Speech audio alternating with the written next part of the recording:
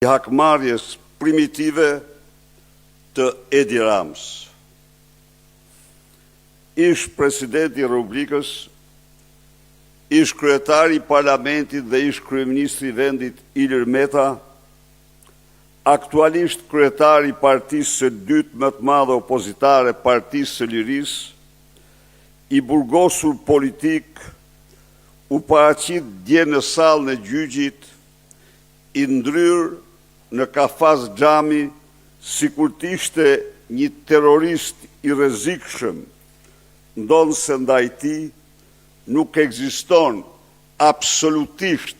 asnjë provë e faktuar për ndonjë vepër penale të çdo natyre qoftë ajo. Ky akt çnjerëzor brutal,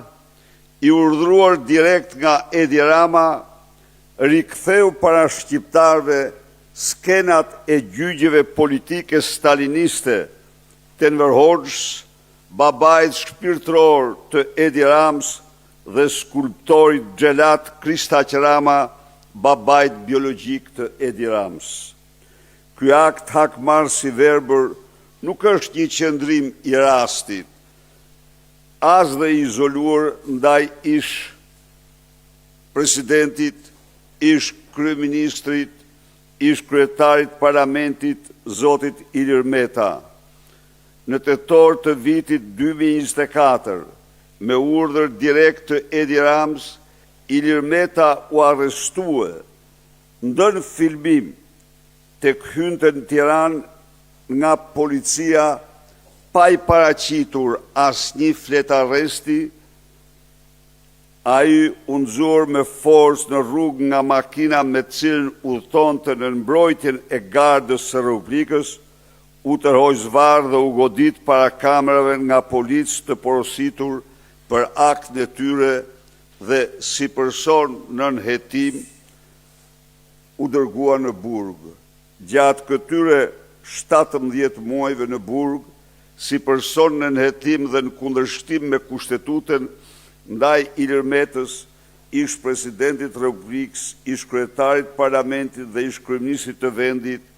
dhe aktualisht kryetarit të partisë së dytë më të madhe opozitare, është ushtruar dhunë dhe terror psikologjik, periodik, madje dhe fizik, janë organizuar provokacione ndër më të ulta dhe më të rrezikshme, janë dhunuar të drejtat kushtetuese më elementare. Partia Demokratike denoncon dhe denon me forcën më të madhe arrestimin, paraburgimin, qëndrimet çnjerëzore në burg dhe në sallën e gjyqit të urdhëruara direkt nga Edi Rama, bastardi bllokmenëve hoxhist, ndaj kryetarit të Partisë së Lirisë Ilir Meta dhe kërkon lirimin e tij të menjëhershëm nga paraburgimi. Partia Demokratike i bën thirrje Komitetit Antitorturë të Këshillit të Evropës të ndërhyjë me urgjencë ndaj akteve të hakmarrjes primitive, antikushtetuese ndaj Ilir Metës të Edi Ramës, armik i egër i pluralizmit politik dhe Ramaduro i vetëm i parë dhe i vetëm në Europë. Faleminderit.